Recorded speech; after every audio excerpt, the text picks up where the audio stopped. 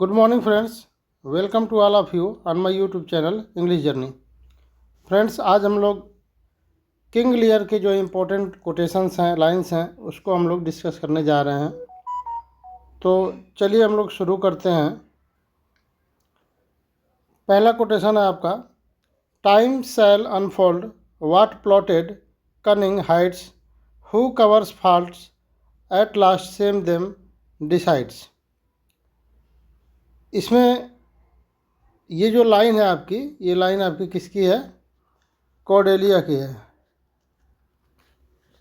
Cordelia की line है और ये कहती किससे है? कॉर्डेलिया टू ये गोनरिल को बोलती है, गोनरिल और रीगन को।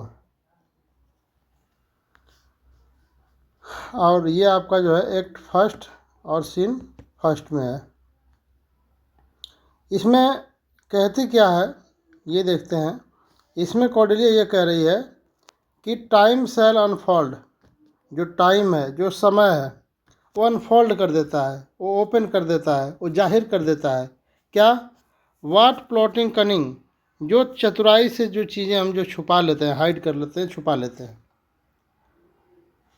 हु कवर्स फॉल्ट, और समय, समय क्या करता है? हु मतलब टाइम, यहाँ पे समय को रिफ़र किया गया है। जो समय वो कवर कर लेता है, वो खोज लेता है क्या चीज़ को? कमियों को, फॉल्ट्स को। Eight last same them decides, और लास्ट में उन्हें क्या मिलता है? लास्ट में जो है उनको जो है सेम मिलता है, शर्मिंदगी मिलती है। यानी कहना ये चाह रही है कि कोई भी अगर व्यक्ति किसी बात को चतुराई से, चालाकी से, झूठ बोल करके, मैनिपुलेट करके कोई बात अगर छुपा लेता है, तो वो बात समय आने पे वो ओपन हो जाएगी, वो जाहिर हो जाएगी।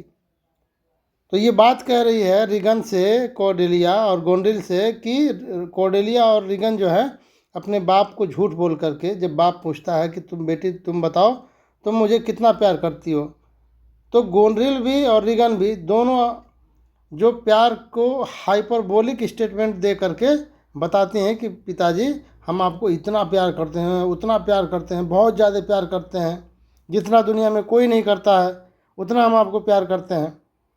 तो लियर खुश हो जाता है, खुश हो करके जो है उनको संपत्ति अपना दे देता है। चूँकि जो कॉर्डेलिया है, कॉर्डेलिया साफ माइंड की है, फ्रेश हार्ट की है, झूठ नहीं बोलती है। जिस मात्रा में जितना उसका प्यार है उसको उतनी उसी मात्रा में प्रस्तुत करती है। तो यही बात जो है कॉर्डेलिया बता रही है कि आप झूठ बोल करके तो आप कुछ कर सकते हैं, लेकिन जो टाइम है, जो समय है, वो झूठ को आपके अनफोल्ड कर देगा। जो आपकी चतुराई है, कनिंग है, ठीक है, जो चतुराई के साथ जिस चीज़ को आप छुपा ले रहे हैं वो कवर हो जाएगा, वो समय आने पे पकड़ में आ जाएगा, और लास्ट में आपको उससे जो, एक मिनट, जो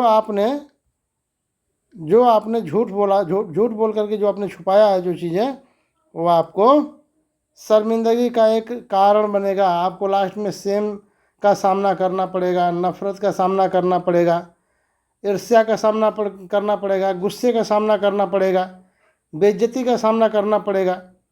ठीक है। आप अब व्यवहारिक समय में भी, आप व्यवहारिक जीवन में भी देख सकते हैं, तमाम जो आपके नेता, विधायक, हाँ, सांसद और तमाम अन्य जो पंचायती जो पद हैं, लोग झूठ बोल करके जो है पद हासिल तो कर लेते हैं कि मैं ये कर दूंगा, मैं वो कर दूंगा, मैं शिक्षा फ्री कर दूंगा, मैं सबको हवाई जहाज़ पे उड़ा दूंगा, हाँ, फलाना ढमकाना, सब वगैरह वगैरह चीज़ें लोग बोल देते हैं। लेकिन जब समय आता है तो ये चीज़ें साफ दिखने लगती हैं कि आप शिक्षा को प्रमोट कर रहे हैं या शिक्षा को बर्बाद कर रहे हैं, जनता के हक में काम कर रहे हैं कि या अपने जो है बिल्डिंग्स बनाने में काम कर रहे हैं, आप अपने जो है व्यक्तिगत स्वार्थ के लिए काम कर रहे हैं। वो सारी चीज़ें समय आने पे एक्सपोज हो जाती हैं। जो समय एक ऐसी ताकत है, जो समय ऐसा पावर है जो सबको एक्सपोज कर देता है, और जो जैसा किया रहता है समय के हिसाब से उसको वो चीज़ें रिटर्न में मिलती हैं। तो ये लाइन आपकी गोनरिल की है, कॉर्डेलिया की है। नेक्स्ट लाइन देखते हैं हम लोग। अगली जो लाइन है, love's not love when it mingled with the regard that stand aloof from the entire point, will you have here her, she is herself dowry. ये जो बेहतरीन लाइन है, ये किसकी है? ये लाइन आपकी है किंग ऑफ फ्रांस। किसकी है? किंग ऑफ फ्रांस की है। किससे कहता है? ये कहता है to king duke of Burgundy, to duke of Burgundy. और ये एक्ट फर्स्ट है और सीन भी आपका फर्स्ट ही है। तो इसमें क्या कह रहा है? इसमें जब किंग ऑफ फ्रांस और ड्यूक ऑफ बर्गंडी जब आते हैं सब शादी करने के लिए, किससे? कॉर्डेलिया से। तो जब बर्गंडी को पता ये चलता है कि किंग लियर ने कॉर्डेलिया को कुछ भी नहीं दिया, अपने साम्राज्य का कुछ भी हिस्सा नहीं दिया है, क्योंकि कॉर्डेलिया ने उसकी तारीफ़ में उसके कितना वो प्यार करती है उसको उतने खूब बढ़ा चढ़ा करके नहीं कहा है, तो किंग लियर ने उसे कुछ भी नहीं दिया है। तो जब ये बात पता चलती है बर्गंडी को कि कॉर्डेलिया कुछ भी नहीं मिलने वाला है, तो वो जो है शादी करने से इनकार कर देता है, चूँकि वो शादी उसके राजपाट के लिए, उसके हिस्से के लिए करना चाहता है। और एट लास्ट जब पता चलता है कि उसको कुछ नहीं मिलने वाला है, तो कहता है कि अब शादी करने से कोई मतलब तो है नहीं। तब जो है किंग ऑफ फ्रांस जो है, किंग ऑफ फ्रांस शादी करने के लिए उससे तैयार होता है, क्योंकि किंग ऑफ फ्रांस रियल में उसको लव कर रहा है। रियल में लव नहीं करता तो उसके बाद ये जानने के बावजूद कि उसको कुछ नहीं मिलने वाला है, तो भी बर्गंडी के जैसे वो भी निकल लेता, वो भी शादी करने के लिए नहीं तैयार होता। लेकिन वो जो है उसके अंदर रियल लव है। He is the man of reality. तो वो जब ये बात जो है बर्गंडी को बता रहा है, क्या बता रहा है? कि लव इज़ नॉट लव, प्यार वो प्यार नहीं होता है जो when it is mingled with regards, यानी कि प्यार प्यार नहीं रह जाता है जब उसमें क्या मिल जाता है? उसमें रिगार्ड्स मिल जाता है, स्वार्थ मिल जाता है, ठीक ना? जिसमें क्या मिल जाता है? जिसमें स्वार्थ मिल जाए, लाभ मिल जाए, लालच मिल जाए, वो प्यार प्यार नहीं रह जाता है। अलूफ फ्रॉम इंटायर पॉइंट, प्यार तो इन सारी चीज़ों से, स्वार्थ से, लाभ से, इन सारी चीज़ों से बहुत दूर की चीज़ है प्यार। विल यू हैव हर, और यू मतलब यहाँ बर्गंडी को कह रहा है फ्रांस, किंग ऑफ फ्रांस, कि विल यू हैव हर, क्या वो तुम उसे स्वीकार करोगे? इन सारी चीज़ों से दूर हट के इसे स्वीकार करोगे? सीज हर सेल्फ डाउरी, क्यों? क्योंकि वो जो है खुद अपने आप में क्या है? दहेज है।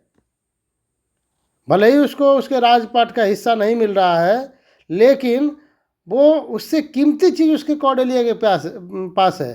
वो उसका निस्वार्थ भाव है, उसका जो प्यार है, उसके अंदर की जो सच्चाई है, उसके अंदर की जो पवित्रता है, उसके अंदर की जो सादगी है, वो कहीं उस प्रॉपर्टी से ज़्यादा कीमती है, ज़्यादा इम्पोर्टेंस रखता है। तो वो तो डावरी खुद अपने आप में एक डावरी है, खुद अपने आप में एक दहेज है, जो चीज़ आप पहचान नहीं पा रहे हो। और जो प्यार होता है, प्यार किसी भी चीज़ की उम्मीद नहीं रखता है, उसके अंदर स्वार्थ की भावना नहीं रहती है। एक माँ है, माँ जैसे माँ का प्यार पवित्र होता है, जैसे मान लीजिए कोई माँ है, उसका बेटा कहीं दूर कमाने गया है, रास्ते में आ रहा हो और उसके जो है उसका पैसा वगैरह सब लूट लिया गया हो, और माँ को ये बात पता चले या नहीं भी पता चले, तो जब बेटा घर आएगा, अपना सब जो कमा के लेके आ रहा था उसके लूटने के बाद जब घर आएगा, तो माँ सबसे पहले दो बातें हो सकता है पूछे। पहली बात तो ये पूछेगी कि बेटा तुमने खाना खाया कि नहीं खाया। दूसरी बात ये बोलेगी कि बेटा चलो पैसा हम लोग के लिए कोई इम्पोर्टेंस नहीं रखता है, पैसा गया जाने दो, तुम तो जिंदा हो ना, हमें हम लोगों को तुम चाहिए, हम लोग को हमारा बेटा चाहिए। तो वो प्यार होता है, वो कभी उम्मीद नहीं करता है। तो प्यार ऐसा होना चाहिए कि जिसमें जो है कोई स्वार्थ न जुड़ा हो, निस्वार्थ भाव से हो, जैसे माँ बाप करते हैं, ठीक है। तो ये जो है किंग ऑफ फ्रांस समझा रहा है बर्गंडी को। नेक्स्ट कोटेशन आपका है, it is the stars above us govern our condition, else one self mate and mate could not beget such difference issues. ये जो लाइन आपकी है, ये लाइन किसकी है? तो ये ग्लाउसेस्टर की लाइन है, ग्लाउसेस्टर की लाइन है। और ये क्या कह रहा है इसमें? ग्लाउसेस्टर ये कह रहे हैं कि इट इज़ स्टार्स, ये नक्षत्र हैं। क्या है? नक्षत्र हैं। द स्टार्स, जो स्टार्स हैं, जो नक्षत्र हैं, वो हमको क्या करती हैं? गवर्न करती हैं, हमारे कंडीशन को गवर्न करती हैं।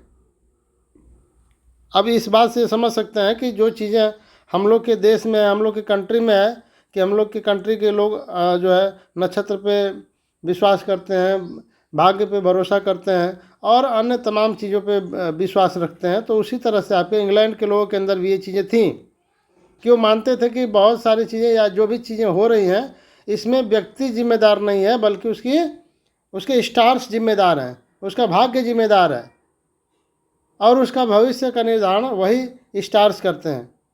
तो ये बात यहाँ भी वही बात है कि जो हमारे जो परिस्थितियाँ हैं, जो कंडीशन है, इसको गवर्न कौन करता है? स्टार्स करते हैं, नक्षत्र करते हैं।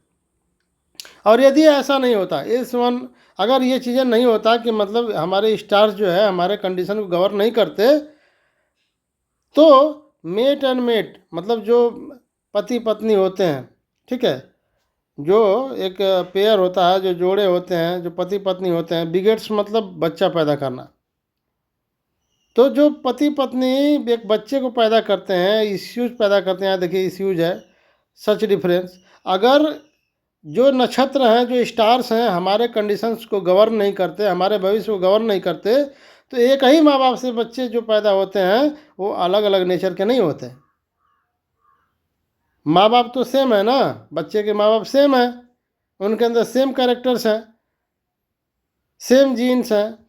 तो इसके बावजूद भी जो बच्चे होते हैं, एक ही बाप, मान लीजिए कि कोई मास्टर है, टीचर्स हैं, टीचर के दो बेटे हो गए, हो सकता है कि एक बढ़िया पढ़ लिख करके IAS PCS बन जाए या टीचर बन जाए, और दूसरे की पॉसिबिलिटी ये भी है कि वो ड्रंकर्ड बन जाए, पीने वाला बन जाए, हाँ, फिलेंडर बन जाए, आवारा बन जाए।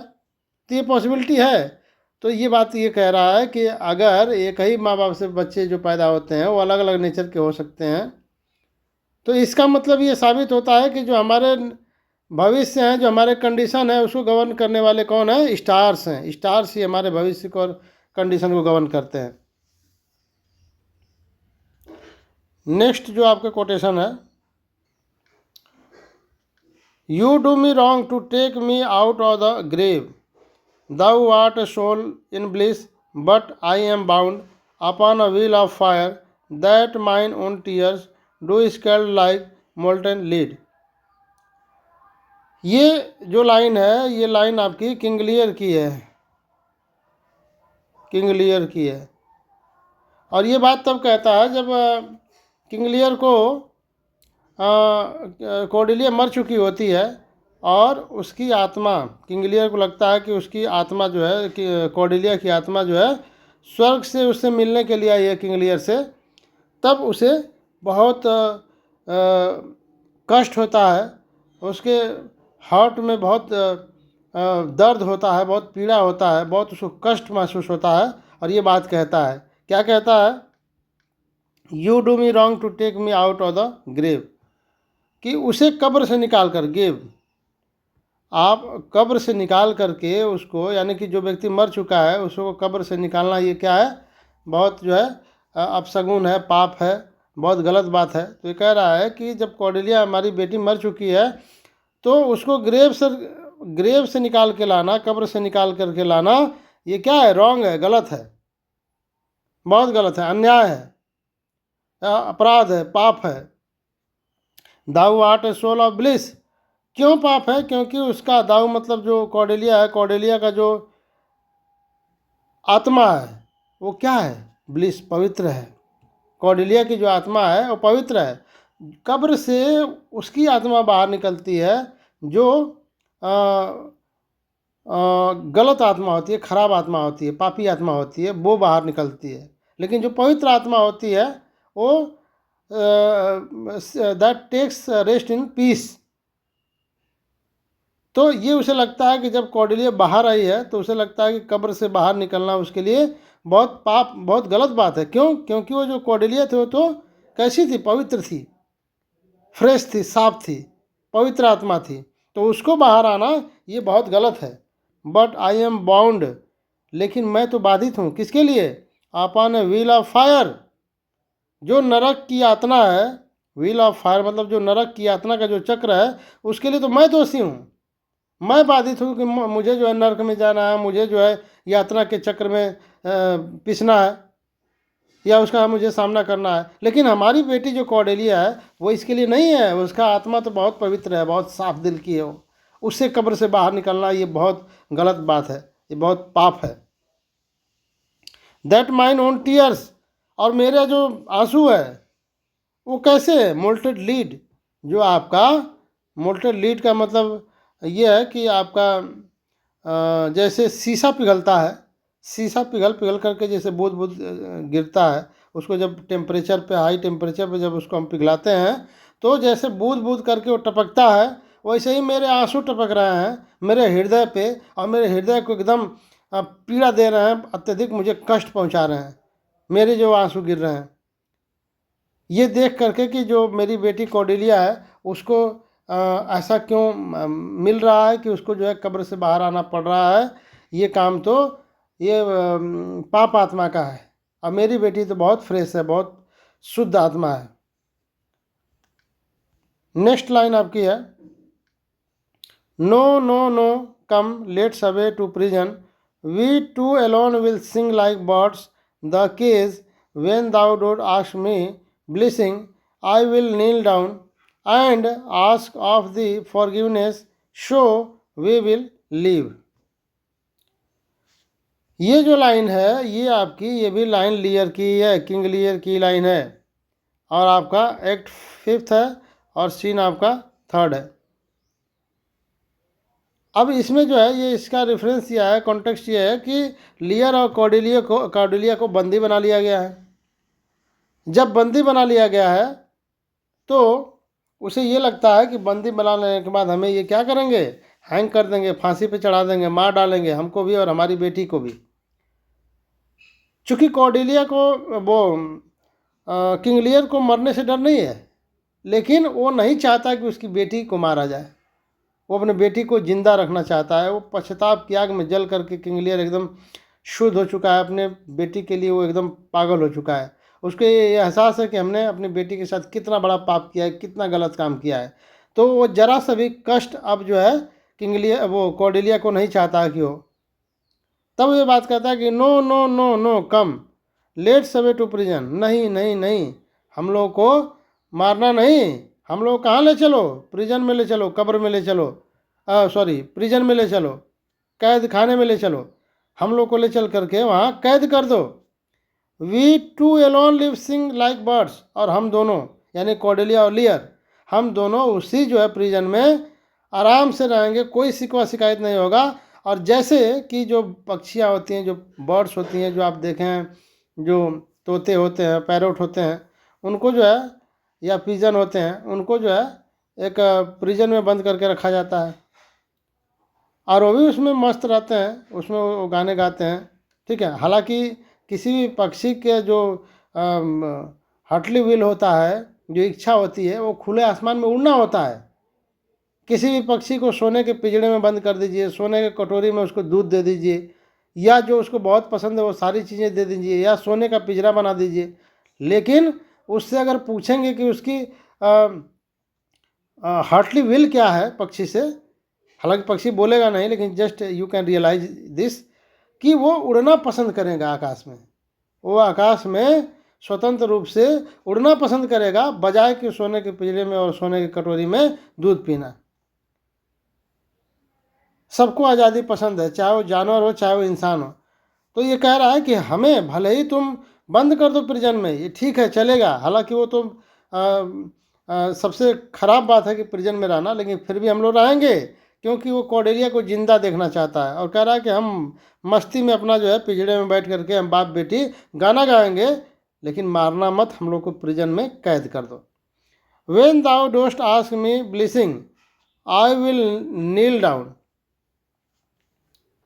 और कह रहा है कि उस पिंजरे में क्या होगा, उस पिंजरे में कह रहा है कि अगर कौडिल्या मुझसे आशीर्वाद मांगेगी, कौडिल्या मुझसे अगर आशीर्वाद मांगेगी पैर छू के या जैसे भी, आई विल नील डाउन, मैं अपने घुटनों के बल झुक करके उसे माफ़ी मांगूंगा। जो मैंने पाप किया है, जो मैंने गलती की है, उस गलती का मैं जो है घुटने झुका करके, मैं घुटने के बल हो करके मैं अपनी बेटी से माफ़ी मांगूँ। कम से कम ये तो मुझे हक मिल जाएगा प्रिजन में कि मैं माफ़ी मांग सकूँ अपनी बेटी से। And ask of the forgiveness, अब मैं माफ़ी मांगूंगा। मैं अपने, हालांकि मेरे जो पाप हैं, मेरे जो कर्म हैं, मैंने जो उसके साथ किया है वो माफ़ करने लायक तो नहीं है, लेकिन फिर भी मैं घुटनों के बल झुक करके एक बार उससे माफ़ी तो मांग सकूंगा। And so we will live, और ताकि मैं सुकून से जी सकूं या सुकून से मैं मर सकूं। तो ये जो है किंग लियर कह रहा है।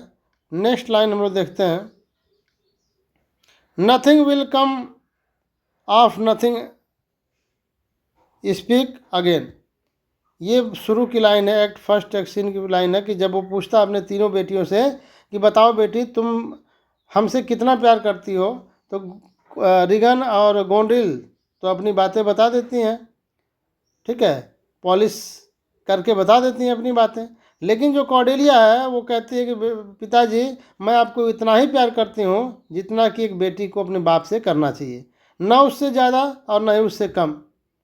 तो किंग लियर को लगता है कि बताइए दोनों बेटियां, जो बड़ी बेटियां हैं, वो बताएं कि मैं इतना प्यार करती हूँ, उतना प्यार करती हूँ जितना समुद्र के पानी है उससे भी ज़्यादा, जितनी गहराई है उससे भी ज़्यादा, जितने आकाश में तारे हैं उससे भी ज़्यादा प्यार करती हूँ। लेकिन एक ये छोटी बेटी है जिसको मैं ज़्यादा प्यार करता हूँ, और ये कह रही है कि मैं उतना ही प्यार करती हूँ जितना बाप को, एक बेटी को करना चाहिए, ना उससे ज़्यादा ना उससे कम। तो फिर कहता है कि एक बार और सोच के बोलो कॉर्डेलिया, और अगर नहीं बोलोगी तो तुम्हें कुछ नहीं मिलेगा। तुम सोच समझ के दोबारा बोलो, नथिंग विल कम नथिंग, कुछ नहीं बोलोगी तो कुछ नहीं पाओगी। स्पीक अगेन, दोबारा सोच समझ करके बोलो कि तुम उसे कितना प्यार करती हो। अब देखिए एक बाप मतलब कितना जो है अपने ईगो में है, और कितना उसका सेल्फ रेस्पेक्ट, सेल्फ ईगो उसके ऊपर हावी है, कि एक सच्ची बेटी के प्यार को नहीं समझ पा रहा है कि सच्चा प्यार कौन सा है। वो इस बात को नहीं समझ पा रहा, अंधा हो चुका है। नेक्स्ट आपकी लाइन है, how sharper than serpent's tooth is it to have a thankless child. ये जो लाइन है इसमें ये कहा जा रहा है कि हाउ शार्पर देन सरपेंट, यानी कि जो जहरीले सांप होते हैं, जो जहरीले सांप होते हैं वो कभी कभी इंसान उन जहरीले सांपों से भी बच जाता है। अगर सांप काटता है तो सांप अगर काटते हैं तो 100 सांप अगर काटते हैं, 100 व्यक्ति को काटते हैं तो उसमें से 10 व्यक्ति जीवित बच सकते हैं। लेकिन अगर जो थैंकलेस चाइल्ड है, जो थैंकलेस बच्चे हैं, जो अपने बाप के कर्मों को अनदेखा कर देते हैं, बाप के श्रम को, परिश्रम को, तमाम ऐसे समाज में बेटे हैं कि जिस बाप जो है मेहनत करके, मजदूरी करके, किसानी करके अपने बच्चे को दिल्ली भेजता है या कहीं अन्य यूनिवर्सिटीज़ में भेजता है, उसको प्रिपरेशन के लिए भेजता है, और जब वो बेटा लायक बन जाता है, डॉक्टर IAS PCS बन जाता है, तो अपने बीवी बच्चे और पत्नी में मस्त हो जाता है, व्यस्त हो जाता है। वो भूल जाता है कि हमारे बाप ने हमारे लिए क्या किया है। बहुत करता है तो बाप को ले जा करके वृद्धाश्रम में डाल देता है, माँ को वृद्धाश्रम में डाल देता है, या छुट्टी भी मिलती है तो छुट्टी बिताने के लिए, छुट्टी स्पेंड करने के लिए वो कहीं शिमला या वगैरह वगैरह फॉरेन कंट्रीज़ का ट्रिप ले लेता है। उसे समय नहीं है कम से कम माँ बाप के साथ बैठ करके, हम छुट्टी मिली है तो कम से कम इसको अपने माँ बाप के साथ स्पेंड करें जिन्होंने हमारे लिए कुर्बानियाँ दी हैं। अगर वो उस माँ बाप के संघर्ष को समझेगा, प्यार को समझेगा, तो ट्रिप के बजाय माँ बाप के साथ रहना पसंद करेगा छुट्टियों में, और उनके साथ समय बिताएगा। क्यों? क्योंकि माँ बाप जो है एक दिन ख़त्म हो जाएंगे और आपको मौका नहीं मिलेगा कि आप उनसे 2 पल की बातें कर लें। वो ट्रिप से कभी कहीं बेहतर होगा कि माँ बाप के साथ बैठ करके उनसे सुख दुख की बातें करिए, उनको फील करिए, उनको महसूस करिए, जो उनके सपने थे, कि बुढ़ापे में उनके बच्चे उनके साथ रहेंगे, उनके सुख दुख दर्द में काम आएंगे। बूढ़े माँ बाप जब हो जाते हैं तो वो बच्चों के साथ बातें करना पसंद करते हैं, वो चाहते हैं कि उनके बच्चे उनके साथ बैठें, उनसे बातें करें, उनके फीलिंग्स को सब महसूस करें। लेकिन बाप बेटा जब बड़ा हो जाता है, किसी पोस्ट पे चला जाता है, तो उसको ये महसूस ही नहीं होता है कि माँ बाप अकेले हो गए हैं, इनको भी साथ की ज़रूरत है, इन्हें भी जो है इनके साथ फीलिंग्स और अनुभव बांटने की ज़रूरत है और प्यार बांटने की ज़रूरत है। तो ये कह रहा है कि जो थैंकलेस बच्चे होते हैं, जो माँ बाप को भुला देते हैं, वो तो उस जहरीले सांप से भी भयंकर होते हैं, खतरनाक होते हैं।